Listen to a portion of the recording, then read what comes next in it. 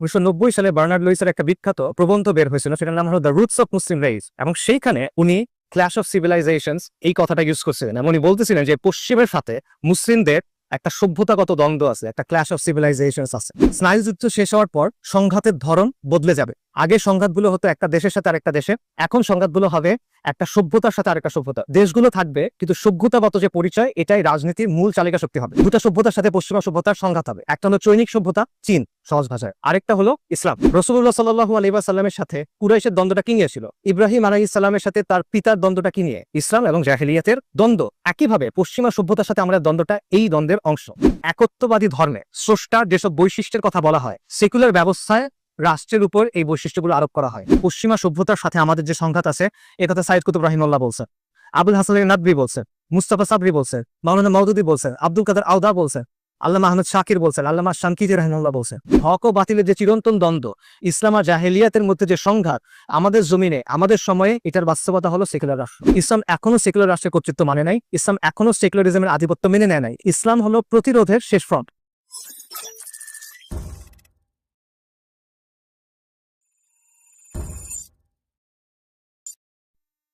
বিসমিল্লাহির রহমানির রহিম। ইন্নাল হামদুলিল্লাহ ওয়াসসালাতু ওয়াসসালামু আলা রাসূলিল্লাহ ওয়া আলা আলিহি ওয়া সাহবিহি সাল্লামা তাসলিমান কাসীরা, আম্মা বাদ। রাব্বি ইশরাহ লি সাদরি ওয়া ইয়াসসির লি আমরি ওয়াহলুল উকদাতাম মিন লিসানি ইয়াফকাহু কওলি। আসসালামু আলাইকুম ওয়া রাহমাতুল্লাহি ওয়া বারাকাতুহু। আশা করি আপনারা সবাই ভালো আছেন।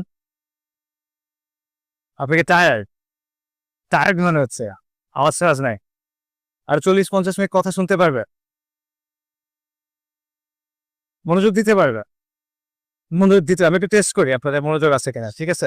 জবাব দেন দেখি। 5+3 কত? 8+7 কত? 25+22 কত? 25+27 কত? 63 × 152 কত? এটা পারবেন না?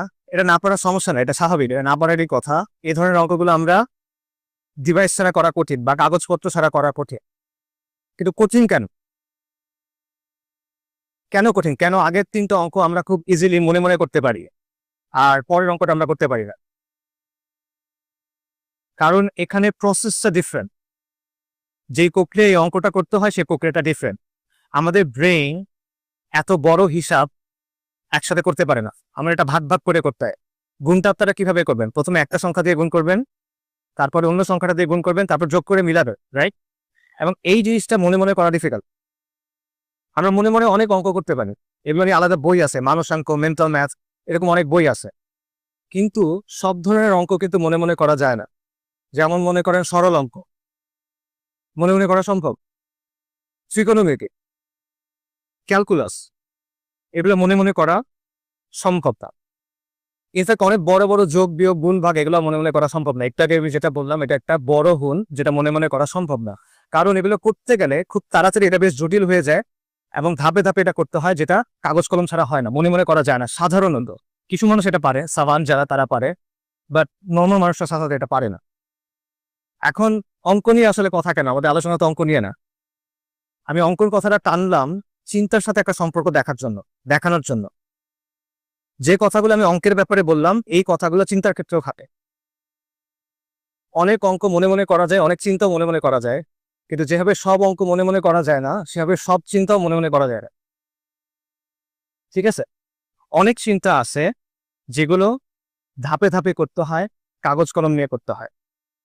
আমি একটা এক্সাম্পল দিই। আমরা অনেকগুলো মেন্টাল শর্টকাট ইউজ করি আমাদের দৈনন্দিন জীবনে হিসাব করার জন্য বা চিন্তা করার জন্য। ধরেন রাশ আওয়ারের সময় আপনি বের হবেন, আপনি কোথাও যাবেন, প্রচন্ড যানজটের সময়, তখন আমরা কি করি? আমরা কি হিসাব করি যে এখন রাস্তায় কতগুলো গাড়ি থাকবে, আমি যেখানে যেতে যাচ্ছি ওখানে যেতে কতগুলো সিগন্যাল পড়বে? আমরা কি এভাবে হিসাব করি? আমরা এভাবে হিসাব করি। আমরা একটা শর্টকাট ইউজ করি, আমরা 1 ঘন্টা সময় বাড়াই নি। যে আগে যদি আমার যেতে 1 ঘন্টা লাগতো, রাশ আওয়ারের সময় হয়তো বা আমার অ্যাডিশনাল 1 ঘন্টা লাগবে। আমরা 1 ঘন্টা সময় হাতে নিয়ে বের হই। ডাক্তারের ক্ষেত্রে যেই ডাক্তারের পসার বেশি, যেই ডাক্তারের বাসার মানে অফিসের সামনে, চেম্বারের সামনে অনেক বড় লাইন, আমরা ধরে নেই যে এই ডাক্তারটা এসছে ভালো ভালো দেখেই তার সামনে এত লোকের ভিড়। কোন একটা অনুষ্ঠানের জন্য আপনি পোশাক কিনবেন, আপনি যদি একটা নামী কোম্পানির দামি পোশাক কিনেন, আপনি ধরে নেবেন যে এটার কোয়ালিটি ভালো এবং এটা প্রবাবলি ফ্যাশনেবল। এটা একটা মেন্টাল শর্টকাট। আরেকটা এক্সাম্পল দেই। আমরা সবাই ফুটবল খেলা সম্পর্কে মোটামুটি জানি। ফুটবলে ক্রস করে না, ওই যে উইং থেকে উড়ায় মারে পেনাল্টি বক্সের ভেতরে।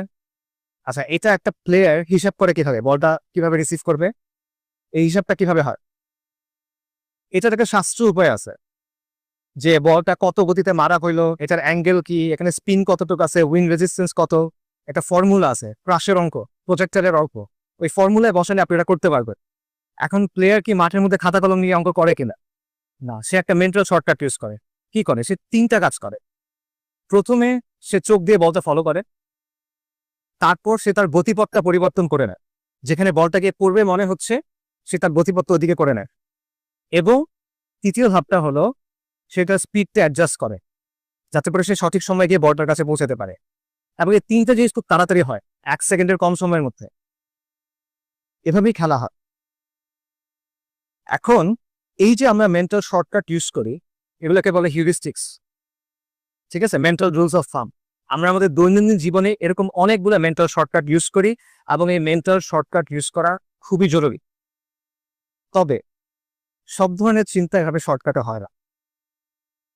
সেম জিনিস চিন্তা করেন, আপনি এক জায়গায় মিসাইল মারবেন, মিসাইলটাও ক্রসের মতো সেম জিনিস, এটা একটা প্রজেক্টাইল। কিন্তু তখন কিন্তু আপনি সেন্সে হিসাব করবেন না, আপনি তখন ক্যালকুলেটর দিয়ে, কম্পিউটার দিয়ে নানা হিসাব করে কাজটা করবেন। কেন? জিনিসটা সেম। কারণটা হলো হিউরিস্টিক্স দিয়ে যখন আমরা কাজ করি, মেন্টাল শর্টকাট দিয়ে আমরা যখন কাজ করি, তখন কাজটা খুব দ্রুত হয়, কিন্তু অ্যাকুরেসি কম হয়। আর আমরা যখন ধাপে ধাপে কোনো কাজ করি, জটিল হিসাব করি, তখন এটা স্লো হয় কিন্তু অ্যাকুরেট হয়। এবং মেন্টাল শর্টকাট দিয়ে আমরা যখন চিন্তা করি, সাধারণত কমপ্লেক্স প্রবলেম এভাবে সলভ করা যায় না, জটিল সমস্যা এভাবে সমাধান করা যায় না। সমস্যা হলো দুনিয়ার বেশিরভাগ গুরুত্বপূর্ণ জিনিস আসলে কমপ্লেক্স প্রবলেম, এগুলো কয়েক ধাপে সমাধান করতে হয়। এখন আপনি যদি এটা মেন্টাল শর্টকাট দিয়ে সলভ করতে চান, এক ক্লিকে সমাধান করতে চান, তখন ব্যাপারটা হয়ে যায় মনে মনে ক্যালকুলেস করার মতো, তখন ব্যাপারটা হয়ে যায় মনে মনে ত্রিকোণমিতি করার মতো। সেটা করতে গেলে কি হবে? ভুল অ্যান্সার আসবে, রাইট? সো এই বিষয়টা আমাদের মনে রাখা দরকার। আমাদের আজকের যে আলোচনা, সভ্যতার সংঘাত, এটা এরকম একটা বিষয়। সভ্যতার সংঘাত নিয়ে অনেক ধরনের আলোচনা সমালোচনা আছে, পক্ষে বিপক্ষে আলাপ আছে। তবে মোটা দাগে আমরা সবাই একমত যে এক ধরনের সংঘাত আছে। মোটা দাগে আমরা সবাই একমত যে উম্মার মধ্যে সভ্যতার একটা সংকট আছে। কেউ যখন প্রশ্নটা হয়, এবং আমরা সবাই এটাতেও একমত যে আমাদের কিছু একটা করা উচিত, কেউ যখন প্রশ্নটা হয় যে কি করা উচিত, what is to be done, তখন আমরা এই কাজটা করি, আমরা এটা এক লাইনে সলভ করার চেষ্টা করি। কিন্তু এটা এক লাইনে সলভ করার মতো প্রবলেম না, এটা 5+3=8 না, এটা একটা কমপ্লেক্স প্রবলেম। এটা ত্রিকোণমিতির মতো একটা সমস্যা, বা ক্যালকুলাসের মতো একটা সমস্যা, বা অ্যাটলিস্ট সরল অঙ্কের মতো একটা সমস্যা। এটা যদি আমরা ওইভাবে সলভ করতে যাই, তাহলে কি হবে? উত্তরটা ভুল আসবে। এই জন্য এই ইন্ট্রোটা আপনাদের জন্য। আমি যেটা চেষ্টা করব সেটা হলো এই যে আলোচনাটা, এই আলোচনাটা ধাপে ধাপে কিছুটা প্রেজেন্ট করার চেষ্টা করব। আমি এটা বলবো না যে এটার মাধ্যমে পুরো জিনিসটা আপনার সামনে খোলাসা হয়ে যাবে। এটা একটা জটিল বিষয়, এখানে নানা ধরনের নুয়ান্স আছে, গভীরতা আছে। বাট ইনশাআল্লাহ তাআলা এটার মাধ্যমে ওভারঅল একটা আইডিয়া, মানে মূল সমস্যাটা কিভাবে চিন্তা করা যেতে পারে, কিভাবে আমরা অ্যাপ্রোচ করতে পারি, এটা আপনার সামনে ইনশাআল্লাহ তাআলা স্পষ্ট হবে। আমি আলোচনাটা 3 ভাগে ভাগ করব। প্রথম অংশে আমরা সভ্যতার সংঘাত নিয়ে কথা বলবো, যে সভ্যতার সংঘাত তত্ত্বটা আসলে কি, এটা কারা দিল, এটার পক্ষে বিপক্ষে কি ধরনের যুক্তি আছে, ইসলামের জায়গা থেকে এটার ব্যাপারে আমাদের অবস্থান কি হওয়া উচিত, এরকম। সেকেন্ড যে সেকশনটা, সেখানে আমরা সভ্যতার উত্থান এবং পতন বা সভ্যতার জীবন চক্র, এই বিষয়টা নিয়ে আলোচনা করব। এবং আমরা দেখার চেষ্টা করব এই আলোচনার প্রেক্ষিতে বর্তমান বিশ্ব ব্যবস্থা এবং মুসলিম উম্মার ব্যাপারে আমরা কি ধরনের ইনসাইট পেতে পারি। আর ফাইনালি তৃতীয় যে সেকশনটা, সেখানে আমি চেষ্টা করব আগের দুটো আলোচনাকে বাংলাদেশের সাথে লিঙ্ক করা, সভ্যতার সংঘাতের রূপটা বাংলাদেশে কি, এবং সভ্যতার উত্থান পতনের যে স্টেজেস আছে, যে ধাপগুলো আছে, সেটার আলোকে আমাদের কি ইনসাইট আমরা পেতে পারি বাংলাদেশের ব্যাপারে। আচ্ছা, আমরা শুরু করি তাহলে।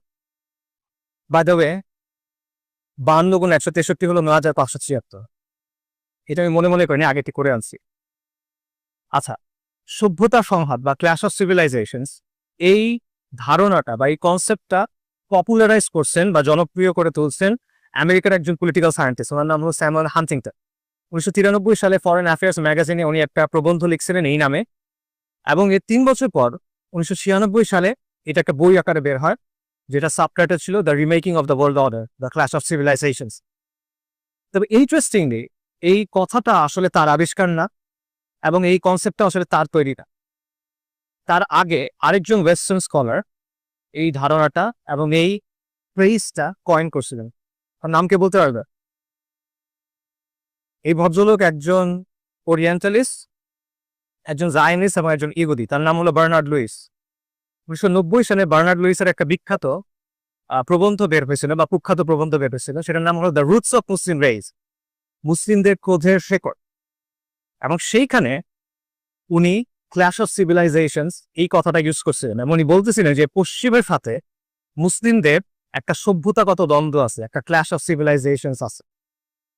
এই ধারণাটা এবং এই ফ্রেজটা পরবর্তীতে স্যামুয়েল হান্টিংটন ব্যবহার করছে। তো ক্ল্যাশ অফ সিভিলাইজেশনস স্যামুয়েল হান্টিংটনের যে ফ্রেজই, সেটার এটা অর্থ কি? এটার অর্থ হলো সিম্পলি স্নায়ুযুদ্ধ শেষ হওয়ার পর পৃথিবীতে সংঘাতের ধরন বদলে যাবে। আগে সংঘাতগুলো হতো একটা দেশের সাথে আরেকটা দেশের, এখন সংঘাতগুলো হবে একটা সভ্যতার সাথে আরেকটা সভ্যতার। দেশগুলো থাকবে কিন্তু সভ্যতাগত যে পরিচয়, এটাই রাজনীতির মূল চালিকা শক্তি হবে। এবং বিভিন্ন সভ্যতার মধ্যে যে পার্থক্যগুলো আছে, বিশ্বাসের পার্থক্য, মূল্যবোধের পার্থক্য, সংস্কৃতির পার্থক্য, এই পার্থক্যগুলোর কারণেই সংঘাত হবে। এবং হান্টিংটন আরো একটা কথা বললেন, সেটা হলো দুটা সভ্যতার দিক থেকে পশ্চিমাদের জন্য চ্যালেঞ্জ আসবে। দুটা সভ্যতার সাথে পশ্চিমা সভ্যতার সংঘাত হবে। একটা হলো চৈনিক সভ্যতা, সিনিক সিভিলাইজেশন, চীন সহজ ভাষায়। আরেকটা হলো ইসলাম।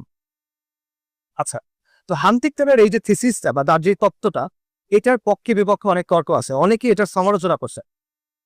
হান্টিংটনের যারা ব্যাপক সমালোচনা করছেন তাদের মধ্যে সবচেয়ে জনপ্রিয় ক্রিটিক সম্ভবত এডওয়ার্ড সাইড। আপনি এডওয়ার্ড সাইডের নাম অনেকেই শোনার কথা, ওরিয়েন্টালিজমের লেখক। এডওয়ার্ড সাইড যেটা বলছেন সেটা হলো হান্টিংটন এবং বার্নার্ড লুইসরা সভ্যতাকে অতি সরলীকরণ করছেন, ওভার জেনারেলাইজেশন করছেন। তারা ব্যাপারটা এমনভাবে প্রেজেন্ট করছেন যে একটা সভ্যতার ভেতরে সবাই মনে হয় একই রকম চিন্তা করে, একইভাবে একই দৃষ্টিভঙ্গি রাখে, সবাই মনে হয় একই ব্যাখ্যা অনুসরণ করে।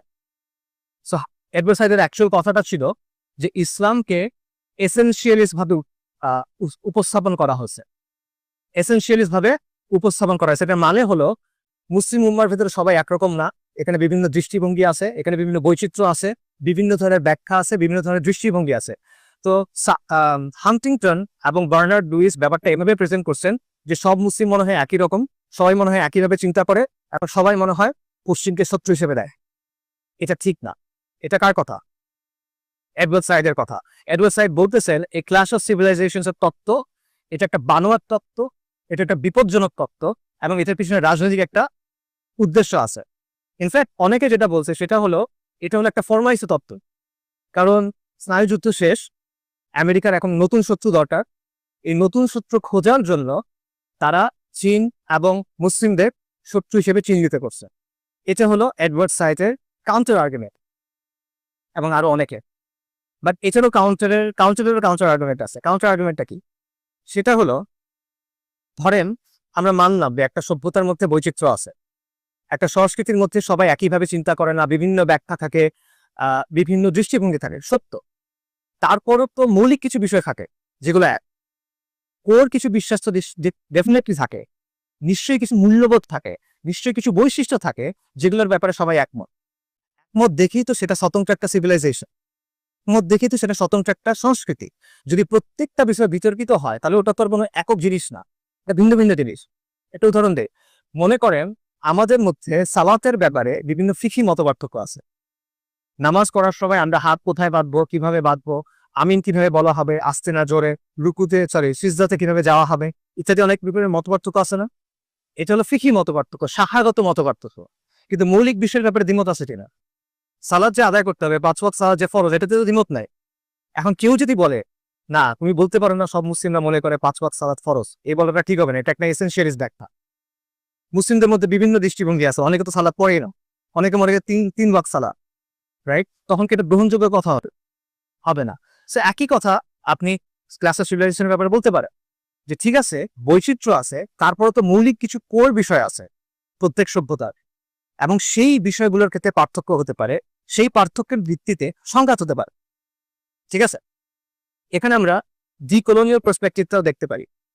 এডওয়ার্ড সাইড তাকে পোস্ট কলোনিয়াল স্টাডিজ বা ডিকোলোনিয়াল স্টাডিজের অত্যন্ত ব্যাপকভাবে তিনি এটাকে প্রভাবিত করছেন। তবে এই জায়গায় একটা পার্থক্য আছে, as far age I understand it. পার্থক্যটা হলো এডওয়ার্ড সাইড বলেন যে হান্টিংটনের ফ্রেমিংটা ভুল এবং আসলে এখানে কোনো সংঘাত নাই। আর ডিকোলোনিয়াল স্টাডিজ বলে হান্টিংটনের ফ্রেমিং ভুল, কিন্তু এখানে আসলে একটা সংঘাত আছে, একটা লড়াই আছে। তবে লড়াইটা 90-এর দশক থেকে শুরু না, লড়াইটা শুরু কয়েক শতাব্দী আগে থেকে, কলোনিয়ালিজমের সময় থেকে। পশ্চিমারা যখন সারা বিশ্বে আগ্রাসন চালালো, সারা বিশ্বে তাদের ব্যবস্থা চাপায় দিলে, তখন থেকেই লড়াই শুরু। এবং এটা আসলে সংঘাত না, সংঘাত হয় সমানে সমানে। ইসরায়েল আর প্যালেস্টাইনের মধ্যে, ফিলিস্তিনিদের মধ্যে যখন লড়াই হয়, এটা সংঘাত কিনা না, একটা দখলদারিত্ব, একটা প্রতিরোধ। তো ডিকোলোনিয়াল স্টাডিজ বলে যে এটা হলো ইম্পোজিশন এবং রেজিস্ট্যান্স, আগ্রাসন এবং প্রতিরোধ। এই জায়গায় তাদের একটা মতপার্থক্য আছে। সো এটা হলো সভ্যতার সংঘাতের অরিজিন এবং এর ব্যাপারে নানা ব্যাখ্যা, তর্ক ইত্যাদি। এখন এই জায়গায় আমরা আমাদের জায়গায় আসি, ইসলামের জায়গা থেকে সভ্যতার সংঘাতের ব্যাপারে আমাদের অবস্থান কি, আসলেই কি এখানে কোনো সংঘাত আছে কিনা। এখন আমরা এভাবে চিন্তা করতে পারি যে সভ্যতার সংঘাতের তত্ত্ব দিচ্ছে প্রথমে একটা ইহুদি জায়নিস্ট ওরিয়েন্টালিস্ট খারাপ লোক, আর এটার বিরুদ্ধে বলছে এডওয়ার্ড সাইড যে একটা ভালো লোক, ফিলিস্তিনি লেফটিস্ট লোক, ফিলিস্তিনের পক্ষে ভালো ভালো কথাবার্তা বলছে, সাম্রাজ্যবাদের সমালোচনা করছে। তার মানে সভ্যতার সংঘাত বলে আসলে কিছু নাই না, ব্যাপারটা এরকম না। এটা তো সিম্পলি চিন্তা করলে হবে না। আমরা হান্টিংটনের ফ্রেমিং বাদ দিলাম, আমরা বার্নার্ড লুইসের কথা বাদ দিলাম, আমরা ইসলামের জায়গা থেকে দেখি আধুনিক পশ্চিমা যে সভ্যতা, এটার সাথে ইসলামের সংঘাত আছে কিনা, আধুনিক পশ্চিমা সভ্যতার সাথে ইসলামের দ্বন্দ্ব আছে কিনা। অবশ্যই আছে। কেন? কারণটা হলো আধুনিক পশ্চিমা সভ্যতার বিভিন্ন তত্ত্ব আছে, বিভিন্ন মতবাদ আছে, বিভিন্ন ব্যবস্থা আছে। তাদের অর্থনৈতিক মতবাদ, রাজনৈতিক মতবাদ, সামাজিক তত্ত্ব, বিভিন্ন ধরনের কাঠামো আছে। কিন্তু এই সবগুলোর উৎসটা কি, এই সবগুলোর ভিত্তিটা কি, এই সবগুলোর ভেতরে কি আছে? এই সবগুলোর ভেতরে আপনি তিনটা মৌলিক ক্যারেক্টারিস্টিক্স দেখতে পাবেন সব সময়। প্রথম ক্যারেক্টারিস্টিক্স হলো, বা প্রথম বৈশিষ্ট্য হলো, ক্যারেক্টারিস্টিক হলো যে এই সব কিছুর ভিত্তি হলো মানুষের আকল, মানবীয় বিচার বুদ্ধি। যত মতবাদ, যত তত্ত্ব, যত ব্যবস্থা, এগুলো সবকিছুর উৎস কি? মানবীয় বিচার বুদ্ধি। এটি মূল মাপকাঠি। এবং যখন মানবীয় বিচার বুদ্ধিকে মাপকাঠি হিসেবে গ্রহণ করা হচ্ছে, তখন আপনার কোন জিনিসটাকে অস্বীকার করতে হচ্ছে? আপনার আসমানি কিতাব এবং রিসালাতকে অস্বীকার করা হচ্ছে। কোন একটা বিষয়ে ওয়াহি বলতেছে এ আর মানুষের আকল বলতেছে বি, আধুনিক সভ্যতা কোনটা গ্রহণ করবে? সবসময় সে বি গ্রহণ করবে। তার মানে হলো সে রিসালাত এবং ওয়াহিব কর্তৃত্বকে অস্বীকার করতেছে। এবং এটার অনুসিদ্ধান্ত বা এটার লজিক্যাল ফলাফল হলো সে সমাজ এবং শাসনের ক্ষেত্রে মহান আল্লাহর যে কর্তৃত্ব, সেটাকে কি করতেছে? অস্বীকার করতেছে। আরো সহজভাবে চিন্তা করে, পশ্চিমা সভ্যতার সাথে আমাদের যে দ্বন্দ্ব, এটাকে তিনটা প্রশ্নের মধ্যে আনা যায়। কর্তৃত্ব কার? মাপকাঠি কি? অনুসরণীয় কে? সিম্পল। কর্তৃত্ব কার? পশ্চিমা সভ্যতা বলবে কর্তৃত্ব মানুষ, মানুষের কর্তৃত্ব, সবার উপর মানুষ সত্য, তাহার উপর নাই। মাপকাঠি কি? মানুষের বিচার বুদ্ধি, মানবীয় তত্ত্ব, মানবীয় ব্যবস্থা। অনুসরণীয় কে? অনুসরণীয় মানুষ। কোন মানুষ? সেখানে মতপার্থক্য হতে পারে। কেউ বলবে গ্রিসের ফিলোসফাররা, কেউ বলবে মধ্যযুগের পলিম্যাথরা, নিউটন বা লিওনার্দো দা ভিঞ্চি, এই টাইপের লোকেরা। কেউ বলবে বিজ্ঞানীরা, আইনস্টাইন বা এই টাইপের কেউ। অথবা কেউ বলবে এখন কি বলো, সেলিব্রিটিরা, ইনফ্লুয়েন্সাররা, যাত্রাপালার ভাররা, নর্তকীরা, রাইট, বাইজিরা, এরা হলো এখন অনুসরণীয়। বাট মানুষ, প্রতিটা জায়গায় মানুষ, সবার উপর মানুষ সত্য, তাহার উপর না। এটা হিউম্যানিজমের কথা। আমাদের সিস্টেম, বর্তমান বিশ্ব চলে কিসের উপরে? সেকুলার হিউম্যানিজমের উপরে। আর এখানে ইসলাম কি বলো? মাপকাঠি কি? আল ফুরকান। কর্তৃত্ব কার? আল্লাহু আকবার। সবকিছুর উপরে আল্লাহর কর্তৃত্ব, সবকিছুর ঊর্ধ্বে আল্লাহ। অনুসরণীয় দৃষ্টান্তকে রাসূলুল্লাহ সাল্লাল্লাহু আলাইহি ওয়াসাল্লাম। কেন? কারণ তিনি আল্লাহ প্রেরিত পুরুষ। এই জায়গায় আপনি দেখেন পশ্চিমা সভ্যতা যে কাজটা করতেছে, যেই বিষয়টা আল্লাহর জন্য নির্দিষ্ট, সেটা সে এনে কার উপর আরোপ করতেছে? মানুষের উপর আরোপ করতেছে। যে জিনিসটা আল্লাহর জন্য নির্দিষ্ট, সেটা যখন অন্য কারোর উপর আরোপ করা হয়, এটাকে আমরা ইসলামে কি বলি? তার মানে পশ্চিমা সভ্যতার সাথে আমাদের দ্বন্দ্ব আছে কি নাই? অবশ্যই আছে। এটা আকাইদি দ্বন্দ্ব, আর এটা নতুন কোনো দ্বন্দ্ব না। এটা মানব ইতিহাসের শুরু থেকে চলা দ্বন্দ্ব। এটা হক ও বাতিলের চিরন্তন দ্বন্দ্বের অংশ। এভাবে চিন্তা করেন, একটা বইয়ে একটা মূল ক্যারেক্টার থাকে, আর অনেকগুলো পার্শ্ব চরিত্র থাকে। একটা বইয়ে একটা মূল স্টোরি লাইন থাকে আর অনেকগুলো সাবপ্লট থাকে। বনি আদমের যে ইতিহাস, সেখানে মূল ক্যারেক্টার কারা? বনি আদমের যে ইতিহাস, এখানে মূল স্টোরিটা কি? এখানে মূল ক্যারেক্টার হলেন আম্বিয়া কেরাম আলাইহিমুসসালাতু ওয়াসসালাম। বনি আদমের শুরুটা হলো একজন নবীকে দিয়ে, আদম আলাইহিস সালাম। এবং তাদের মিশনটা কি, তাদের স্টোরিটা কি, তারা কেন দুনিয়াতে আসছে? ওয়ালাকাদ বাআসনা ফি কুল্লি উম্মাতিন রাসূলান আন ইবুদুল্লাহ ওয়াসতানিবুত তাগুত। প্রত্যেক কওমের কাছে রাসূল পাঠানো হয়েছে এই মর্মে যে তোমরা তাগুতকে অস্বীকার করো এবং এক আল্লাহর ইবাদত করো, রাইট? কাজেই রাসূল, এটাই হলো মানব ইতিহাসের মূল দ্বন্দ্ব, তাওহীদের সাথে শিরকে, ঈমানের সাথে কুফরের, ইসলামের সাথে জাহেলিয়াতে। রাসূলুল্লাহ সাল্লাল্লাহু আলাইহি ওয়াসাল্লামের সাথে কুরাইশের দ্বন্দ্বটা কি নিয়ে ছিল? এটা অর্থনৈতিক দ্বন্দ্ব, রাজনৈতিক দ্বন্দ্ব না, এই জিনিসটা নিয়ে দ্বন্দ্ব, ইসলাম এবং জাহেলিয়াতের দ্বন্দ্ব। ইব্রাহিম আলাইহিস সালামের সাথে তার পিতার দ্বন্দ্বটা কি নিয়ে? তার কওমের দ্বন্দ্বটা কি নিয়ে? সেম, ইসলাম এবং জাহেলিয়াতের দ্বন্দ্ব। একইভাবে পশ্চিমা সভ্যতার সাথে আমাদের দ্বন্দ্বটা এই দ্বন্দ্বের অংশ। এটা হক এবং বাতিলের চিরন্তন যে দ্বন্দ্ব, সেটার অংশ। এবং এই দ্বন্দ্বটা বহুমুখী, এটা শুধুমাত্র রাজনৈতিক না, এটা শুধুমাত্র অর্থনৈতিক না। অবশ্যই এখানে রাজনৈতিক দিক থাকে, এখানে অর্থনৈতিক দিক থাকে, কিন্তু এটা একমাত্র দিক না। এখানে বিশ্বাসের ভূমিকা থাকে, এখানে মূল্যবোধের ভূমিকা থাকে, এখানে সংস্কৃতির ভূমিকা থাকে। আমরা অনেক সময় খুব সিম্পলি বলি যে পশ্চিমারা ইরাকে আক্রমণ করছে বা অন্য কোনো জায়গায় আক্রমণ করছে তেলের জন্য। না, তেল একটা রিজন অবশ্যই, মানে এটি একমাত্র রিজন না। এখানে আকীদার একটা সম্পর্ক আছে। সে আপনার কাছ থেকে শুধু আপনার দেশ দখল করতে চায় না, সে আলটিমেটলি কি চায়? আল্লাহ আযজা ওয়া জাল কি বলছে? ইহুদি খ্রিস্টানরা কখনো তোমাদের উপর সন্তুষ্ট হবে না যতক্ষণ না কি হাত্তা তাত্তাবিয়া মিল্লাতাহুম, যতক্ষণ না তুমি তাদের মিল্লাতের অনুসরণ করে। এবং তারা আলটিমেটলি আপনার কাছ থেকে কি চায়? তারা আলটিমেটলি চায় ইসলামের আলোটা নিভায় দিতে। এটা কার কথা? আল্লাহ আযজা ওয়া জালের কথা। ইউরিদুনা লিইউতফিউ নূরাল্লাহি বিআফওয়াহিহিম। তারা তাদের মুখের ফু দিয়ে আল্লাহর দ্বীনকে নির্বাপিত করতে চায়, রাইট? তবে সংঘাত আছে নাকি না? অবশ্যই সংঘাত আছে। এখানে আপনি দেখেন, এই কথা খালি আমার কথা না, আমাদের পূর্ববর্তীদের কথা চিন্তা করে পশ্চিমা সভ্যতার সাথে আমাদের যে সংঘাত আছে, এ কথা সাইয়েদ কুতুব রাহিমাহুল্লাহ বলছেন, আবুল হাসান নাদভী বলছেন, মুস্তাফা সাবরি বলছেন, মাওলানা মওদুদী বলছেন, আব্দুল কাদের আওদা বলছেন, আল্লামা আহমদ শাকির বলছেন, আল্লামা শানকিকি রাহিমাহুল্লাহ বলছেন। তারা কি নিজে নিজে বলছেন, বানায় বানায় বলছেন? না, তারা কোরআন এবং সুন্নাহর আলোকে বাস্তবতাকে দেখে এই কথা বলছে।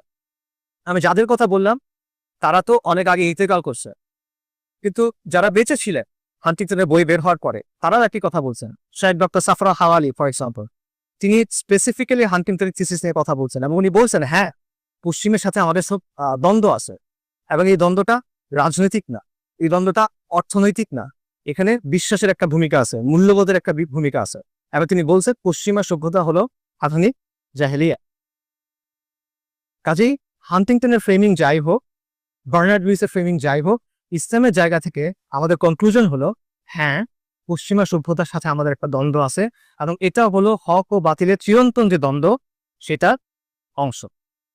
আচ্ছা, এটা হলো ফার্স্ট সেকশন। সেকেন্ড সেকশনে যাই আমরা, সেটা হলো সভ্যতার গতিপথ বা সভ্যতার উত্থান এবং পতন। সভ্যতার গতিপথ নিয়ে বিভিন্ন ধরনের দৃষ্টিভঙ্গি আছে। এই ব্যাপারে দুটা ফেমাস দৃষ্টিভঙ্গি আমি বলি, যেটা সবচেয়ে বেশি গ্রহণ করা হয়, সেটা হলো প্রগতির অবস্থান। প্রগতির অবস্থান বলে যে যত সময় যাচ্ছে তত মানব জাতির উন্নতি হচ্ছে, যত সময় যাচ্ছে তত মানব জাতির বিকাশ হচ্ছে, এবং এটা সর্বক্ষেত্রে। এটা জ্ঞান বিজ্ঞানে, এটা বৈষয়িক ক্ষেত্রে, এটা প্রযুক্তির ক্ষেত্রে, এবং ক্রুশালি এটা নৈতিকতার ক্ষেত্রে, এটা মূল্যবোধের ক্ষেত্র। ঠিক আছে? তার মানে হলো বর্তমানের মানুষ ইন অ্যান অ্যাবসলিউট সেন্স অতীতের মানুষের চেয়ে ভালো, সব দিক থেকে, বৈষয়িকভাবে, প্রযুক্তিগতভাবে, জ্ঞান বিজ্ঞানের দিক থেকে, এবং নৈতিকভাবে, মূল্যবোধের দিক থেকেও। একইভাবে আগামীর মানুষ এখনকার মানুষের চেয়ে ভালো হবে। এটা হলো প্রগতির অবস্থান, নিরন্তর প্রগতি। এটা যে একটা গ্রাফ চিন্তা করেন, এটা আপওয়ার্ড স্লোপিং। দ্বিতীয় যে অবস্থান ইতিহাসের ব্যাপারে বা সভ্যতার ব্যাপারে, এটা হলো সাইক্লিক্যাল হিস্ট্রি, যে ইতিহাসে সভ্যতাগুলোর মধ্যে একটা চক্র দেখা যায়, উত্থান এবং পতনের একটা চক্র দেখা যায়। প্রত্যেক সভ্যতার উত্থান, তাদের বিকাশ এবং তাদের পতনের মধ্যে একই ধরনের কিছু প্রবণতা, একই ধরনের কিছু প্যাটার্ন দেখা যায়। ঠিক আছে? একদম হুবহু এক হয় না, কিন্তু ধাঁচটা সিমিলার হয়। যেহেতু স্থান, কাল, পাত্রের তারতম্য আছে, তাই ম্যানিফেস্টেশনটা একটু ডিফারেন্ট হয়। ঠিক আছে? এটাকে স্প্রিং এর মতো চিন্তা করে। স্প্রিং কি করে, ঘুরে ঘুরে সামনে আগায়, রাইট? এক জায়গায় ঘুরে না, আবার সোজা আগায়। এই যে ঘুরে, ঘোরাটা সেম, কিন্তু একটু সামনে আগাতে আগাতে। তাদের দৃষ্টিভঙ্গিটা অনেকটা এইরকম। এই অবস্থান অনেক পশ্চিমা একাডেমি গ্রহণ করছেন। For example Arnold Toynbee, Oswald Spengler, Paul Kennedy, Peter টার্সে, জোসেফ আনওয়েন, পিটারিন সরোকিন, এরা সবাই এই ধরনের অবস্থান গ্রহণ করছেন। তবে সাইক্লিক্যাল হিস্ট্রির মূল যে ধারণা, এটার ক্ষেত্রে সবচেয়ে বিখ্যাত যে ব্যক্তি ধারণা দিয়েছেন সেটা হলো ইবনু খালদুন। ইবনু খালদুনের চিন্তা থেকে বাকি সবাই কোনো না কোনো ভাবে প্রভাবিত, এটা মনে হয় বলা যায়। ইবনু খালদুনের দৃষ্টিভঙ্গিটা কি সভ্যতার ব্যাপার? তার ভঙ্গি হলো একটা সভ্যতা শুরু হয়, এরপর এটা বিকাশের একটা সর্বোচ্চ ধারায় পৌঁছায়, সর্বোচ্চ পয়েন্টে পৌঁছায়। সভ্যতার সূচনা হয়, তারপর এটা বিকাশের একটা সর্বোচ্চ পয়েন্টে গিয়ে পৌঁছায়, তারপর এটা স্থবির হয়ে আসে, তারপর এটা অবনতি হয় এবং এক পর্যায়ে পতন হয়। আপনি যদি একটা গ্রাফ চিন্তা করেন, এইদিকে সময়ে এদিকে উন্নয়ন, তাহলে এটা বেল শেপ কার্ভ। বিকাশ হবে, একটা জায়গায় গিয়ে পৌঁছাবে, তারপর স্ট্যাটিক হয়ে যাবে, তারপর এটা অবনতি হবে এবং পতন ঘটবে, তারপর নতুন কোনো সভ্যতা উত্থান ঘটবে। ইবনু খালদুনের এই বিশ্লেষণের উপর ভিত্তি করে অনেকে সভ্যতার যে স্টেজ, এগুলোকে কয়েক ভাগে ভাগ করছেন। কেউ 4 ভাগে, কেউ 5 ভাগে, কেউ 7 ভাগে, কেউ 9 ভাগে। আমার কাছে 7 ভাগেটা ভালো লাগে, সেটা আমি আপনাদেরকে বলি যে একটা সভ্যতার উত্থান এবং পতনের ধাপগুলো আসলে কি কি। সভ্যতার শুরুটা হয় একদল পথিকৃতের মাধ্যমে, এজ অফ পায়োনিয়ার্স। তারা একটা সভ্যতার গোড়াপত্তন করে এবং তাদের মধ্যে 3টা বৈশিষ্ট্য থাকতে হবে। প্রথম বৈশিষ্ট্য হলো তাদের মধ্যে শক্ত এই গ্রুপ বন্ডিং লাগবে, তাদের মধ্যে খুব ভালো একটা কালেকটিভ সংহতি লাগবে, বন্ডিং লাগবে। এটাকে ইবনু খালদুন বলতেছেন আসাবিয়া, সামষ্টিক পরিচয়ের একটা অনুভূতি। এই আসাবিয়া ভিত্তি কি হইতে পারে? গোত্র পরিচয় হতে পারে, জাতিগত পরিচয় হতে পারে, অথবা দিন হতে পারে, বিশ্বাস হইতে পারে। বাকি এমন একটা কিছু আছে যেটা তাদেরকে খুব শক্তভাবে ধরে রাখে একসাথে। সেকেন্ড বৈশিষ্ট্য কি? সেকেন্ড বৈশিষ্ট্য হলো তারা কষ্ট সহিষ্ণু, তারা যুদ্ধংদেহী এবং তারা বেপরোয়া। মানে তারা চ্যালেঞ্জ দিতে রাজি আছে, তারা রিস্ক নিতে রাজি আছে, তারা প্রতিকূলতার মুখোমুখি হতে রাজি আছে। কারণ সভ্যতার গোড়াপত্তন করতে হলে আপনার প্রচন্ড প্রতিকূলতা পার হতে হবে, সেই বৈশিষ্ট্য আপনার লাগবে। এবং 3 নম্বর বৈশিষ্ট্য হলো তাদের একটা মিশন আছে, একটা সেন্স অফ মিশন আছে। হয়তো তারা প্রতিশোধ নিতে চায়, অথবা তারা রাজ্য জয় করতে চায়, অথবা তারা কোনো আদর্শ কায়ন করতে চায়। কিছু না কিছু আছে যেটা তাদের কনস্ট্যান্টলি মোটিভেট করতেছে যে আমার এটা করতেই হবে, তা না হলে সে পারবে না। জয়গ্রস্ত মানুষের মতো হইতে হবে, বাতিগ্রস্ত মানুষের মতো হইতে হবে, নইলে সে পারবে না এক করতে।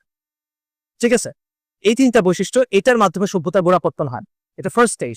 সেকেন্ড স্টেজ কি? সেকেন্ড স্টেজ হলো দ্য এজ অফ কনসলিডেশন।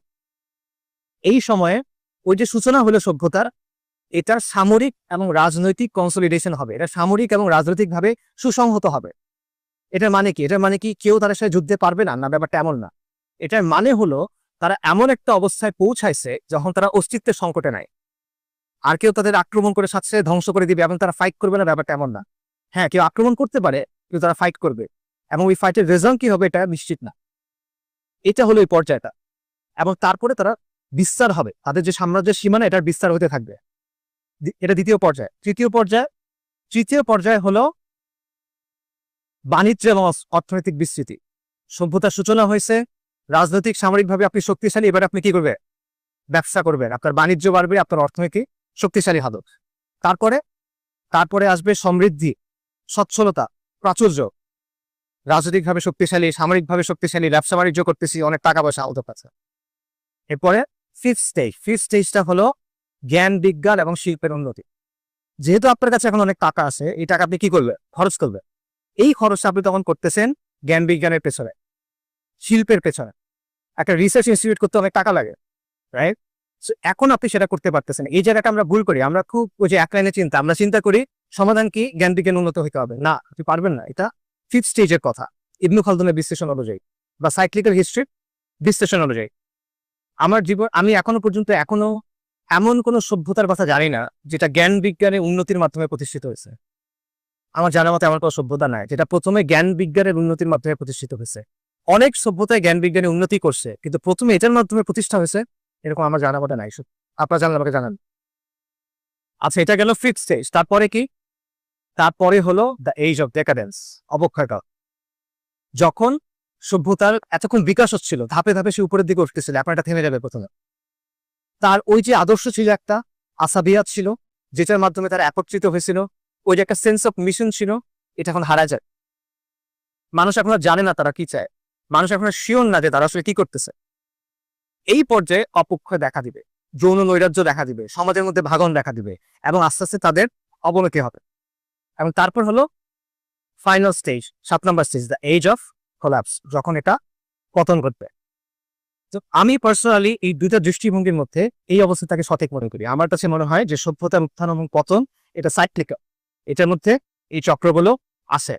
অবশ্যই এইভাবে সুন্দরভাবে 7টা ধাপ যাবে এটা আসলে হবে না, কারণ বাস্তবতা কখনো তত্ত্বের মতো পরিপাটি হয় না। অনেক সময় ওভারল্যাপ হবে, হয়তোবা একই সাথে একাধিক ধাপ চলমান থাকবে, কিন্তু ইন জেনারেল ওভারঅল প্যাটার্নটা আমার মতে এটা সঠিক। এখন এটা আসেন আমরা বর্তমান সভ্যতার ব্যাপারে প্রয়োগ করি। বর্তমান পশ্চিমা সভ্যতা সেটা এই 7টা স্টেজের কোন স্টেজে আছে? আমার মত হলো, এবং আরো অনেক একাডেমিকের মত হলো, যে বর্তমান পশ্চিমা সভ্যতা ফাইনাল স্টেজের জাস্ট আগের স্টেজটায় আছে, যেটা হলো দ্য এজ অফ ডেকাডেন্স, অবক্ষয় কাল। তাদের ফ্যামিলি ভেঙে গেছে, তাদের আত্মপরিচয়ের অনুভূতি ভেঙে গেছে, তারা ছেলে না মেয়ে এটাও তারা এখন আর শিওর না। নানা ধরনের যৌন বিকৃতি, নানা ধরনের উন্মাদনা, এগুলোকে তারা সামাজিকভাবে এবং আইনিভাবে স্বীকৃতি দিচ্ছে, রাইট? এবং তারা সম্পূর্ণভাবে বাস্তবতাকে অস্বীকার করে নিজেদের একটা বাস্তবতা তৈরি করার চেষ্টা করতেছে। আচ্ছা, এটা আমার বক্তব্য শুধু না, অনেক একাডেমিক এই কথা বলছে।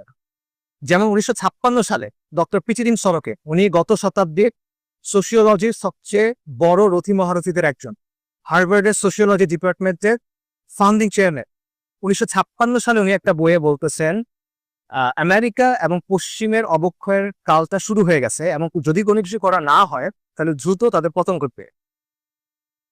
ঐতিহাসিক ব্যারি স্ট্রস, তাকে বলা হয় রোমান সাম্রাজ্যের ইতিহাসের ব্যাপারে প্রিএমিনেন্ট স্কলার, প্রিএমিনেন্ট মানে প্রথম সারির এক্সপার্ট। উনি বলতেছেন রোমান সাম্রাজ্যের পতনের সময় যে বৈশিষ্ট্যগুলো ছিল সেগুলো এখন আমেরিকার ক্ষেত্রে দেখা যায়। এরকম অনেকের বক্তব্য আছে, আমি শুধু একজনের বক্তব্য একটু আপনাদের ডিটেইলে বলি। তার নাম হলো ইমানুয়েল টয়। ইমানুয়েল টয় হলো একজন ফ্রেঞ্চ একাডেমিক, ফ্রান্সের একজন একাডেমিক, হিস্টোরিয়ান, অ্যানথ্রোপোলজিস্ট, এবং তার একটা ইন্টারেস্টিং ব্যাকগ্রাউন্ড আছে। 70-এর দশকে যখন স্নায়ুযুদ্ধ একদম তুঙ্গে, যখন সোভিয়েত ইউনিয়নের ব্যাপক দাপট, ওই সময় তিনি বললেন যে খুব দ্রুত সোভিয়েত ইউনিয়নের পতন করবে। 1976 সালে, তার বয়স তখন 25। কেন বললেন? একটা ইন্টারেস্টিং স্টোরি আছে। তিনি চাইল্ড মোর্টালিটি রেট, শিশু মৃত্যুর হার চেক করতেছিলেন, এবং ওটা চেক করতে গিয়ে উনি বললেন যদি কোনো সমাজে শিশু মৃত্যুর হার এরকম হয় তাহলে সেটা টিকে থাকতে পারবে না, ফলে সোভিয়েত ইউনিয়নের পতন হবে। এবং আসলে 15 বছর পর দেখা গেল সোভিয়েত ইউনিয়নের পতন হলো। 2002 সালে যখন ওয়ার অন টেরর একদম পুরোদমে শুরু হচ্ছে, তখন ইমানুয়েল টয় একটা বই লিখলেন, ওখানে তিনি বললেন যে আমেরিকান সাম্রাজ্য ভেঙে পড়তে যাচ্ছে। এবং এই 2023 বা 24 সালে উনি আরেকটা বই লিখলেন, যেখানে উনি বললেন পশ্চিমের পতন হয়ে গেছে, এই পতনের প্রক্রিয়া চলমান, the defeat of the West. এটা ইংরেজিতে অনুবাদ হয় না কেন জানি, এটা ওখানে উনি কথাটা বললেন। এবং এটার পিছনে তিনি বেশ কিছু কারণ দেখালেন। ফর এক্সাম্পল, এই যে শিশু মৃত্যুর হার, উনি বলতেছেন পশ্চিমের পতন হচ্ছে, এবং এই পতনটা শুরু হচ্ছে আমেরিকা থেকে, কারণ আমেরিকাই হলো পশ্চিমা সভ্যতার সবচেয়ে শক্তিশালী পিলার, সেখান থেকেই পতনটা শুরু। উনি দেখালেন যে শিশু মৃত্যুর হার আমেরিকার চেয়ে রাশিয়াতে কম, অথচ রাশিয়া আমেরিকার চেয়ে অনেক দুর্বল একটা কান্ট্রি। আমেরিকা 1980 সালে যে পরিমাণ উৎপাদন করত, এখন সেটা করে না। 80 সালের তুলনায় তারা এখন অনেক কম গাড়ি প্রস্তুত করে, 80 দশকের তুলনায় তারা এখন অনেক কম গম উৎপাদন করে। তাদের ওভারঅল ইন্ডাস্ট্রি উৎপাদনের ক্যাপাসিটি ভেঙে পড়ছে। তাদের শিক্ষার হার, উনি বলতেছেন, দেখাচ্ছে ডেটা দিয়ে 65 সালের পর থেকে ধারাবাহিকভাবে শিক্ষার হার, শিক্ষার মান, ছাত্রদের সংখ্যা আমেরিকাতে কমতেছে, আইকিউ কমতেছে। এটা উনি বলতেছে তরুণরা এমন সব ক্যারিয়ারের দিকে যাচ্ছে যেগুলো কোনো ভ্যালু অ্যাড করে না ইকোনমিতে, এগুলো ভ্যালু ট্রান্সফার করে। ফর এক্সাম্পল, লয়ার বা ফাইন্যান্সিয়াল অ্যানালিস্ট যারা ওয়াল স্ট্রিটে কাজ করে, তারা কিন্তু কোনো কিছু প্রডিউস করে না, তারা প্রোডাকশনের মানে ভ্যালুটা ট্রান্সফার করে বেসিক্যালি। এটাকে উনি বলছেন ইন্টারনাল ব্রেইন রেট, রাইট? এবং উনি বলতেছেন যে ক্যাপিটালিজম বেসিক্যালি নিওলিবারাল ফাইন্যান্সিয়াল ক্যাপিটালিজমে পরিণত হয়েছে, যার ফলে অর্থনীতিও ভেঙে গেছে, সমাজও ভেঙে গেছে। ফলে পশ্চিমের অবস্থাটা আজকে এমন যে এটা একদিকে বিস্তারিত হচ্ছে, অন্যদিকে তার যেটা কেন্দ্র ওটা ধসে পড়তেছে। এটা ইমানুয়েল টয়ের কথা। এবং উনি বলতেছেন এটার পেছনে আরো কিছু কারণ আছে। তার বক্তব্য হলো পশ্চিমের যে উত্থান, পশ্চিমা সভ্যতার যে উত্থান, এটার পেছনে ধর্মের একটা ভূমিকা আছে, বিশেষ করে ক্রিশ্চিয়ানিটির প্রটেস্ট্যান্ট ধারা। কেন? কারণ প্রটেস্ট্যান্ট ধারা শিক্ষাকে খুব গুরুত্ব দেয়। প্রটেস্ট্যান্ট ধারার শিক্ষা হলো প্রত্যেক খ্রিস্টান তার দায়িত্ব হলো বাইবেলটা সে নিজে নিজে পড়বে এবং পড়ে নিজে নিজে শিক্ষা গ্রহণ করবে। অবশ্যই আপনার শিক্ষাকে গুরুত্ব দিতে হবে। এবং এই শিক্ষার গুরুত্বের কারণে যেসব দেশের শিল্প বিপ্লব হয়েছে আপনি দেখবেন সেখানে প্রটেস্ট্যান্টিজম খুব প্রভাবশালী। যেমন Britain Protestant, American Protestant, Germany 2/3 Protestant. অর্থাৎ উনি বেসিক্যালি বলতেছেন পশ্চিমে যে উত্থান এটার পিছনে প্রটেস্ট্যান্ট ক্রিশ্চিয়ানিটির একটা প্রভাব আছে। এটা নতুন কোনো বক্তব্য না বাইতাবে। আপনারা ম্যাক্স ওয়েবারের নাম অনেকে শুনতে পারেন, সমাজবিজ্ঞানের জনক বলা হয়। ম্যাক্স ওয়েবারের একটা বই আছে the Protestant ethic on the rise of capitalism. ওখানে উনি বেসিক্যালি একই কথা বলতেছেন যে পুঁজিবাদের যে উত্থান এটার পিছনে প্রটেস্ট্যান্ট ক্রিশ্চিয়ানিটির একটা ভূমিকা আছে। ইমানুয়েল টড একই কথা বলতেছেন, বাট তিনি বলতেছেন বর্তমানে তো সেটা এখন আর নাই। ধর্মের যে প্রভাবটা আগে ছিল পশ্চিমে ওটা তো এখন আর নাই। ধর্মের প্রভাব শূন্য এখন। এক সময় এটা ধাপে ধাপে হয়েছে। একসময় পশ্চিমা বিশ্বের সাধারণ মানুষ ধর্মে বিশ্বাস করত এবং ধর্মের মূল্যবোধ গুলা সহজে বাস্তবায়িত হতো।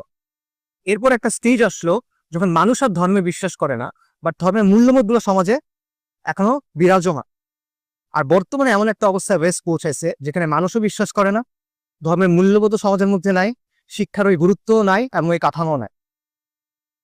সে জায়গায় এখন কি আসছে? ইমানুয়েল টড বলতেছেন এখানে আসছে নায়ালিজম, নৈতিক শূন্যতা, বাস্তবতাকে অস্বীকার করার একটা প্রবণতা, বাস্তবতাকে ধ্বংস করার একটা প্রবণতা। এই যে ট্রান্সজেন্ডারিজমের মতো উন্মাদনা বলা, এটা হলো বাস্তবতাকে অস্বীকার করা এবং নিজের একটা বাস্তবতা তৈরি করার প্রবণতা।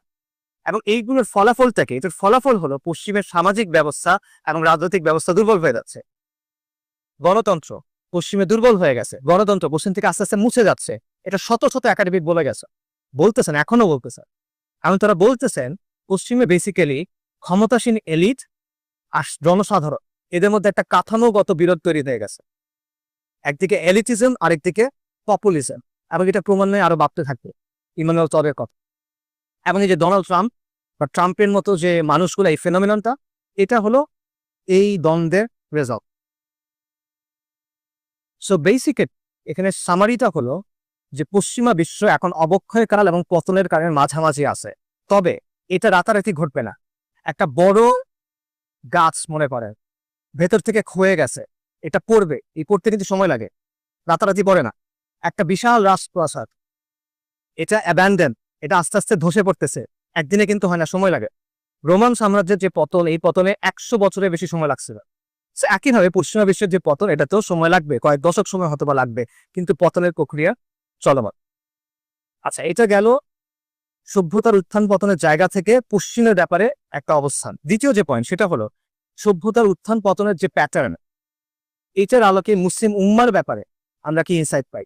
আমাদের যে সংকট আছে এটা অতিক্রম করে নতুন ইসলামী সভ্যতা, এটা কিভাবে হবে?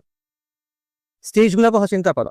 প্রথমে পথিকৃতদের ধাপ, তারপর হলো সামাজিক, তারপর হলো সামরিক এবং রাজনৈতিক কনসলিডেশনের ধাপ, সুসংহত হওয়ার ধাপ।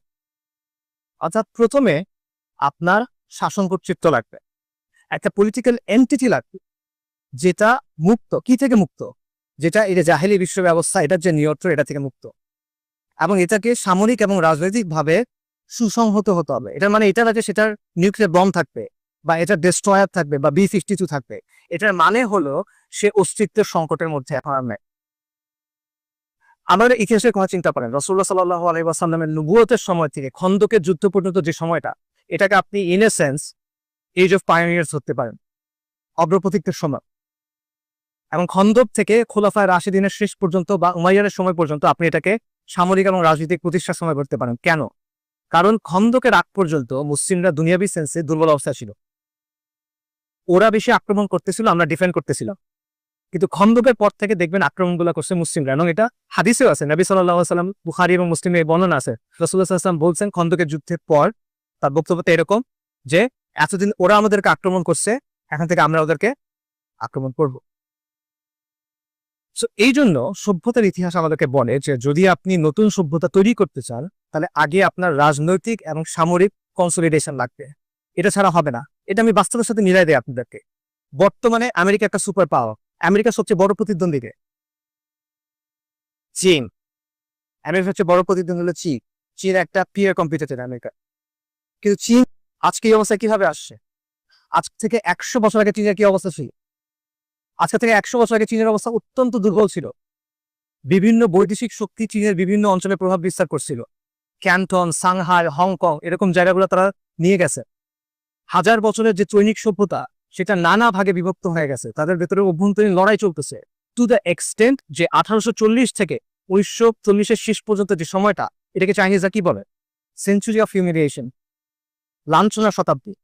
সেই জায়গা থেকে আজকে কিভাবে চীন আমেরিকার পিয়ার কম্পিটিটর, প্রধান প্রতিদ্বন্দ্বী কিভাবে হয়েছে? এটা হয়েছে এইভাবে যে প্রথমে চাইনিজ কমিউনিস্ট পার্টি একটা ভয়ঙ্কর রক্তাক্ত যুদ্ধের মধ্য দিয়ে চীনের ক্ষমতা দখল করছে। তারা সমাজতন্ত্র কায়েম করছে। এরা হলো পায়োনিয়ার, তাদের অগ্রপথী। তাদের আদর্শ কি ছিল? তাদের আসাবিয়া কি ছিল? কমিউনিজম। এটা প্রতিষ্ঠা করার পর তারা এই যে চীনা সাম্রাজ্য বিভক্ত হয়ে গেছিল, এটাকে যুদ্ধ করে আবার একীভূত করছে। তারপরে তার ব্যবসা বাণিজ্য উন্নতি আসছে, তারপরে তার প্রযুক্তিতে উন্নতি আসছে। গণচীন প্রতিষ্ঠিত হয়েছে 1949 সালে। আপনি তার কাছ থেকে সে পৃথিবীর প্রোডাকশন হাব হচ্ছে কখন? 90-এর দশকে। এই 40 বছর সে কি করছে? সে শুরুতে কিন্তু প্রোডাকশন হাব হয় না। চীনে এখন মানুষ পড়তে যায়, শুরুতে পড়তে যেত কিনা? যেত না। সো মিলে কিনা ইবনে খালদুনের ধাপের সাথে? ইবনে খালদুন বলতেছেন যে প্রথমে হলো অগ্রপথিকদের মাধ্যমে সামরিক এবং রাজনৈতিক কনসলিডেশন। চীনের যে কমিউনিস্ট পার্টি সেটার প্রধান কে ছিল? মাও সেতুং। মাও সেতুংয়ের বিখ্যাত উক্তি কি? ক্ষমতা কোত্থেকে আসে? Political power comes out of the barrel of a gun. Rifle থেকে আসে বেসিক্যালি। ওকে, এই বিষয়টা হলো বাস্তবতা। আমরা অনেক সময় মনে করি যে আমাদের আগে টাকা পয়সা, বাণিজ্য, শিল্প এটসেট্রা লাগবে না। আপনার যদি এই পলিটিক্যাল শক্তিটা না থাকে তাহলে আপনার যত টাকা হোক কোনো লাভ নাই। আরবদের কথা চিন্তা করে, আরব দেশগুলোর কথা। আরব দেশগুলোর তো সবচেয়ে বেশি ধনী এখন তারা, কিন্তু তারা একটা স্বাধীন সিদ্ধান্ত নিতে পারে না, কারণ তারা পশ্চিমের মুখাপেক্ষী। আর যে দেশগুলো স্বাধীন সিদ্ধান্ত নিতে পারে, চীন, রাশিয়া, উত্তর কোরিয়া, ইনফ্যাক্ট ইরানও, তারা এটা কেন নিতে পারে? কারণ তারা পশ্চিমের যে প্রভাব বলয় এটা থেকে মুক্ত হয়ে একটা পলিটিক্যাল এন্টিটি তৈরি করতে পারছে। একই দেশ আপনি তালেবানের ক্ষেত্রে চিন্তা করতে পারেন, আফগানিস্তানের ক্ষেত্রে চিন্তা করতে পারে। তারা এখন সেকেন্ড স্টেজটাতে আছে, সামরিক এবং রাজনৈতিক কনসলিডেশন। এবং তারা এখন এমন একটা অবস্থায় আছে যেখানে তারা অস্তিত্ব সংকটে নাই। তাদেরকে কে আক্রমণ করবে? নেটো আক্রমণ করছিল 20 বছর পর, তারপর তারা চলে যেতে বাধ্য হয়েছে। নেটো আক্রমণ করার আগে যারা ক্ষমতায় ছিল, নেটো যাওয়ার পরও তারা ক্ষমতায় আছে। আর কি আক্রমণ করবে তাদেরকে? তারা অস্তিত্বের সংকট এখন নাই, তারা কনসলিডেশনের পর্যায়ে আছে। এইটা হলো আগে আসে। এখানে আরেকটা বিষয়, সেটা হলো রাজনৈতিক এবং সামরিক যে প্রতিষ্ঠা, এটার আগে আরেকটা বিষয় আছে, সেটা হলো প্রতিকৃতদের ধাপটা। এবং প্রতিকৃতের যে শুরুটা, সেটা কি দিয়ে হয়? একটা চিন্তা থাকে, একটা আদর্শ থাকে, একটা মিশন থাকে। এগুলো শুরুটা কোথায় হয়? শুরুটা চিন্তার ক্ষেত্রে হয়, এটা শুরুটা অন্তরের ক্ষেত্রে হয়, রাইট? আগে মনোজগতে বিপ্লব হয়, তারপর বাস্তবে সেটা প্রতিষ্ঠিত হয়। এটি ইতিহাসের সাক্ষ্য। তো এক সেন্স আমরা বলতে পারি যে সভ্যতার যে উত্থান, এটা শুরুটা জ্ঞানতাত্ত্বিক ভাবে হয়। তবে এখানে একটা বিষয় ক্লিয়ার করা দরকার, সেটা হলো জ্ঞানতাত্ত্বিক ভাবে হয়, তার মানে এটা না যে ওদের হার্ভার্ড আছে, আমাদের হার্ভার্ড বানাইতে হবে। ওদের অনেক তত্ত্ব আছে, মতবাদ আছে, তন্ত্রমন্ত্র আছে, আমাদের এরকম বানাতে হবে, অথবা আমাদের এগুলোর ইসলামী ভার্সন বানাতে হবে না। ব্যাপারটা এমনটা না। এটার মানেটা হলো যে চিন্তাগত ভাবে আপনি তার নিয়ন্ত্রণের বাইরে, আপনি বিদ্যমানতাকে চ্যালেঞ্জ করতে পারতেছে। তার চিন্তাটা বেসিক্যালি বিপ্লব এই অর্থে। তার যে বক্সটা আছে, সেই যে নিয়মগুলো ঠিক করে দিছে, এটার বাইরে গিয়ে চিন্তা করার সাহসটা আপনার আছে, ওই স্পর্ধাটা আপনার আছে। এই অর্থে এটা জ্ঞানতাত্ত্বিক। এটা মানে এটা না যে আপনার হার্ভার্ড বানাতে হবে একটা। আচ্ছা, এবার আমরা ফাইনাল সেকশনে যাই, সেটা হলো প্রেক্ষাপট নিয়ে। যে সভ্যতার সংঘাত নিয়ে আমরা কথা বললাম এবং সভ্যতার উত্থান পতন নিয়ে আমরা কথা বললাম, এটা আমরা বাংলাদেশের সাথে মেলানোর চেষ্টা করি। সভ্যতার সংঘাত এটা বাংলাদেশে আছে কিনা? হক ও বাতিলের চিরন্তন দ্বন্দ্ব বলতেছি আমরা। আমরা কি দ্বন্দ্বের মধ্যে আছি নাকি আমরা সিলেবাসের বাইরে? আছে। কিভাবে আছে এই দ্বন্দ্বটা? আপনার সামনে কিভাবে আসে এই দ্বন্দ্বটা? আপনার সামনে আসে সেকুলার রাষ্ট্রের মাধ্যমে। হক ও বাতিলের যে চিরন্তন দ্বন্দ্ব, এটার আমাদের এই জমিনে এটা সুরতটা হইল সেকুলার রাষ্ট্র আর ইসলামের ব্যবস্থার দ্বন্দ্ব। বুঝতে পারছেন? আবারও বলতেছি, হক ও বাতিলের যে চিরন্তন দ্বন্দ্ব, ইসলাম আর জাহেলিয়াতের মধ্যে যে সংঘাত, এটার বাস্তবতা আমাদের জমিনে আমাদের সময়ে এটার বাস্তবতা হলো সেকুলাররা। কেন আমি এটা ভেঙে বলি আপনাদের।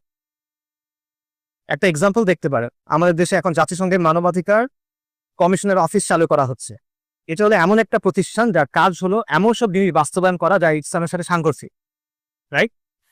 কাগজে কলমে আপনি বলেন 90% মুসলিমের দেশ, কিন্তু আপনি এটা বন্ধ করতে পারতেছেন না। আপনাকে এটা জিজ্ঞেস করা হয় না, এটা বাস্তবায়ন করা হচ্ছে। এটা কেন?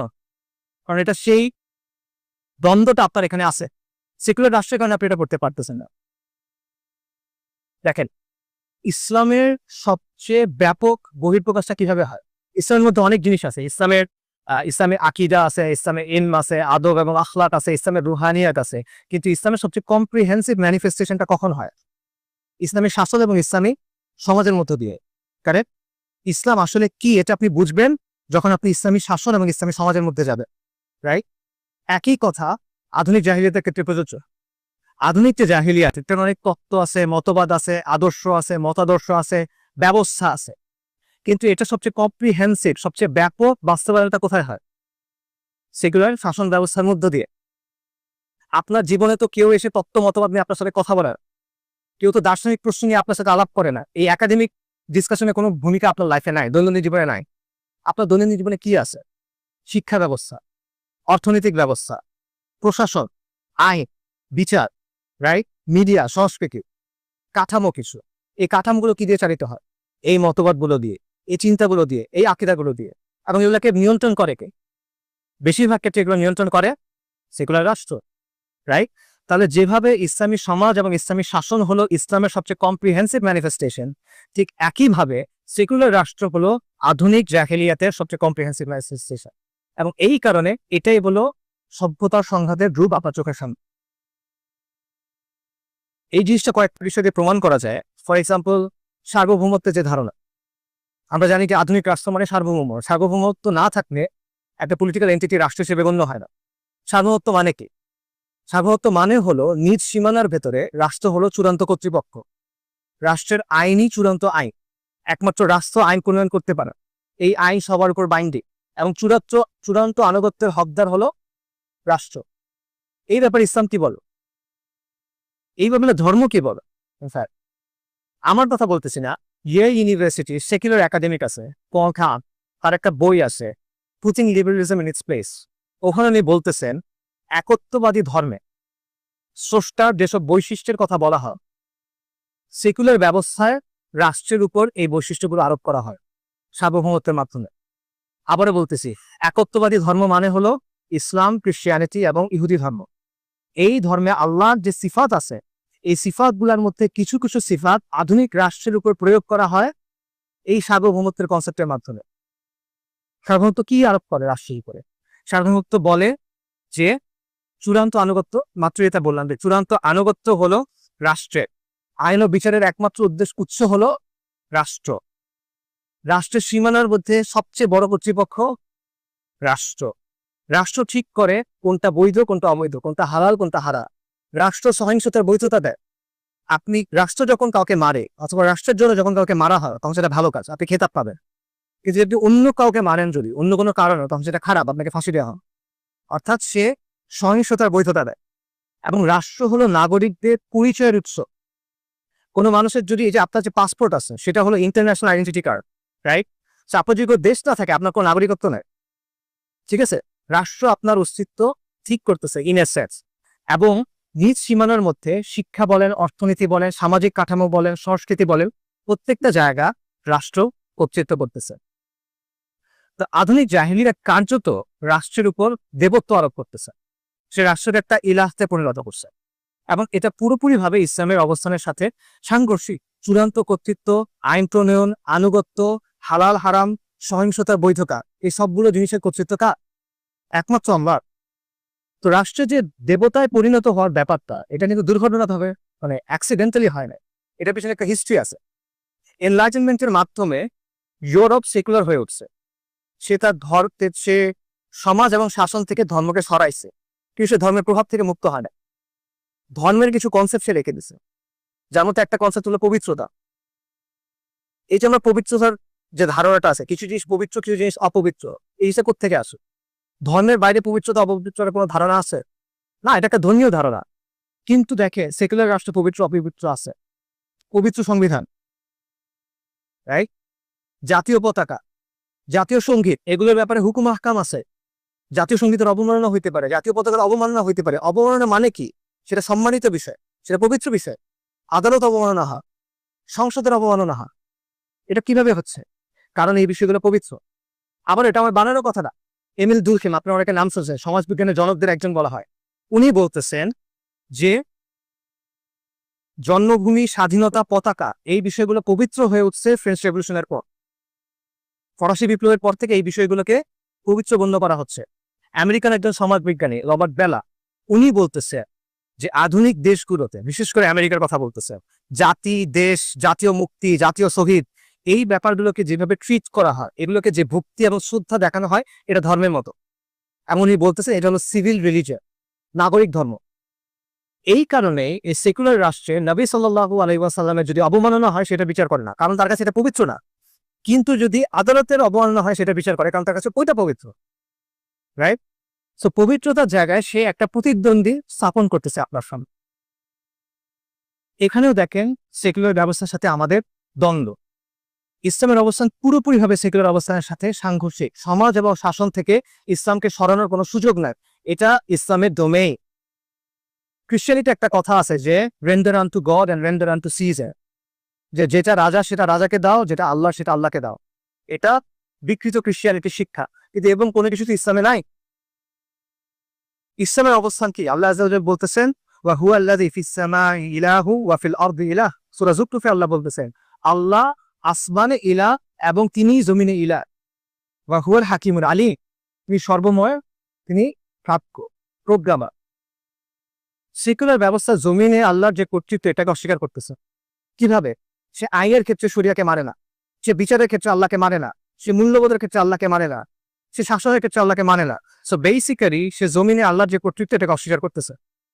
ইসলামের অবস্থা সিম্পল, সার্বভৌম সত্তা আল্লাহ, বিধানদাতা আল্লাহ, এবং আল্লাহর উপর ঈমান আনার দাবি হলো, আবশ্যক হলো যে আল্লাহ যে সিস্টেমটা আমাদের দিচ্ছেন আপনি এই সিস্টেমটা বাস্তবায়ন করবেন। এটা আল্লাহ অপশনাল করেন নাই, এটা আল্লাহ আপনার খেয়াল খুশির উপর ছেড়ে দেন নাই, এটা আল্লাহ ভোটের জন্য ছেড়ে দেন নাই, এটা আবশ্যকতা, এটা ঈমানের দাবি। আল্লাহ সুবহানাহু ওয়া তাআলা তার হুকুমের সাথে তার ইবাদতের প্রশ্নকে যুক্ত করছে, একসাথে দুটাকে বলছেন ইনিল হুকমু ইল্লা লিল্লাহ, আমার আল্লাহ তা'বুদু ইল্লা ইয়্যাহ। আল্লাহ বলছেন হুকুম আল্লাহ, তারপর আল্লাহ কি বলতেছেন? আল্লাহ নির্দেশ দিচ্ছে তোমরা আল্লাহ ছাড়া অন্য কারো ইবাদত করবা। হুকুমের পরে এই কথা আল্লাহ বলতেছে। আল্লাহ সুবহানাহু ওয়া তাআলা প্রশ্ন করতেছে আফা হুকমুল জাহিলিয়াতি ইয়াবগুন ওয়া মান আহসানু মিনাল্লাহি হুকমান লিকাওমিন ইউকিনুন। আল্লাহ প্রশ্ন করছেন তারা কি জাহেলিয়াতের হুকুম কামনা করে? তারপর আল্লাহ নিজেই বলতেছেন যে বিশ্বাসী কওমের জন্য, দৃঢ় বিশ্বাসী কওমের জন্য আল্লাহ ছাড়া শ্রেষ্ঠ বিধানদাতা কে? আল্লাহ ছাড়া শ্রেষ্ঠ কে? আল্লাহর চেয়ে শ্রেষ্ঠ কে? আলাইসাল্লাহু বিআহকামিল হাকিমিন, রাইট? সে ইসলামের অবস্থান স্পষ্ট এই জায়গাতে। আল্লাহ সুবহানাহু ওয়া তাআলা বলতেছেন সূরা নিসাতে যে আমরা যদি আমাদের বিবাদের ব্যাপারে, আমাদের মোকদ্দমার ব্যাপারে আল্লাহ এবং তার রাসূলকে বিচারক না মানি, আমরা মুমিন হতে পারবো না। আল্লাহ আযজা ওয়া জাল্লা তার নিজের কসম করে বলতেছেন ফালা ওয়া রাব্বিকা লা ইউমিনুনা। আল্লাহ বলছেন ইয়া রাসূলুল্লাহকে বলতেছেন আপনার রবের কসম, তারা ঈমানদার হইতে পারবে না হাত্তা ইউহাক্কিমুকা ফীমা শাজারা বাইনাহুম, যতক্ষণ না পর্যন্ত তারা তাদের নিজেদের বিবাদের ব্যাপারে আপনাকে বিচারক মানবে। এমন খালি বিচারক মানলে হবে না, পরে ওই আয়াতে পরেও আল্লাহ বলতেছে তাদের অন্তর এটা নিয়ে সন্তুষ্ট হইতে হবে, বলে ঈমান হবে না। এত সহজ না ঈমান। কাজেই এখানে ইসলাম এবং সেকুলার ব্যবস্থা মুখোমুখি দাঁড়ায় যায়। এই দুই অবস্থানের মধ্যে কোনো সমন্বয় সম্ভব না। ইসলাম যদি এগুলো মেনে নেয় সেকুলার ব্যবস্থার কথা, তাহলে এটার ইসলাম থাকবে না। সেকুলার ব্যবস্থা যদি ইসলামের কথা মেনে নেয় এটার সেকুলার ব্যবস্থা থাকবে না। এটা একটা জিরো সাম গেম, এবং এটা আল্লাহর রুবুবিয়াতের প্রশ্ন, আল্লাহর উলুহিয়াতের প্রশ্ন, তার মালিকানা, তার রাজত্বের প্রশ্ন, তার কর্তৃত্বের প্রশ্ন, এবং আল্লাহর গোলামি প্রশ্ন। এখানে আপনি ছাড় দেওয়ার কোনো এখতিয়ার আপনার নাই আমাদের কারণে। এখানে আরো একটা ব্যাপার আছে, সেটা হলো অন্য সব ধর্ম সেকুলার রাষ্ট্রের যে আধিপত্যটাকে মেনে নিছে। অন্য সব রাষ্ট্র, সেকুলার রাষ্ট্র যে বাউন্ডারি দিছে, যে সীমানা দিছে, সেই সীমানার ভিতরে নিজেকে নতুন করে তৈরি করছে। সে একটা আধুনিক সংস্করণ তৈরি করছে এবং সে তার আগের অবস্থান ছেড়ে চলে আসছে। ইসলাম ছাড়া, ইসলাম এখনো সেকুলার রাষ্ট্রের কর্তৃত্ব মানে নাই, ইসলাম এখনো সেকুলারিজমের আধিপত্য মেনে নেয় না। ইসলাম হলো প্রতিরোধের শেষ ফ্রন্ট, এবং এই কারণে সেকুলার রাষ্ট্র ইসলামকে অন্য 10টা ধর্মের মতো চিন্তা করে। সভ্যতার উত্থান এবং পতনের যে আলোচনা, এই আলোচনা থেকে বাংলাদেশের ব্যাপারে আমরা কি ইনসাইট পাই? দেখেন, বাংলাদেশের সামনে অনেকগুলো সংকট, রাজনৈতিক সংকট, অর্থনৈতিক সংকট, সামাজিক সংকট, ভূরাজনৈতিক সংকট। এই সংকটগুলোর মধ্যে কিছু হলো অভ্যন্তরীণ, সংকটগুলোর মধ্যে কিছু হলো বাহ্যিক, এবং এই সংকটগুলা সহজে চলে যাবে না। যত সময় যাবে সংকটগুলো আরো ঘনীভূত হবে, এগুলো আরো জটিল রূপ ধারণ করবে, এবং এগুলো আমাদের অস্তিত্বের জন্য হুমকি হয়ে দাঁড়াবে, এগুলো এক্সিস্টেন্সিয়াল ক্রাইসিস হয়ে দাঁড়াবে। আমাদের হাতে খুব বেশি সময় নাই, আমাদের এই একটা সমাধান খুঁজে বের করতে হবে। কিন্তু এই জমিনের দুর্ভাগ্য হলো, এই জমিনের মানুষ বারবার উঠে দাঁড়াইছে, বারবার বিদ্রোহ করছে, বারবার কুরবানি দিছে, বারবার রক্ত দিছে, কিন্তু তারা যেটা চাইছে তারা এটা কখনোই পায় না। তাদের তামান্না কখনো বাস্তবায়িত হয় নাই, এখনো হয় না। এই জুলাই গণঅভ্যুত্থানের 1 বছর পরে এখানে দাঁড়ায় এটা আমরা স্পষ্টভাবে বলতে পারি যে জুলাই গণঅভ্যুত্থান বহুলাংশে ব্যর্থ। পুরোপুরি ব্যর্থ বলতেছি না, কারণ আওয়ামী জাহিলিয়াতের এক ধরনের পতন হয়েছে, ইটস এ সিগনিফিকেন্ট ডিসিশন। এটা করে ঠুমকো কিছু না, কিন্তু এটা তো তাৎক্ষণিক অর্জন। এর পরে কি ফালাই দিচ্ছেন তাকে, খুব ভালো। এরপরে কি আপনি কি ধরনের সমাজ চান, আপনি কি ধরনের শাসন চান, শান্তি কোথায়, ইনসাফ কোথায়, আদল কোথায়? সেটা নাই।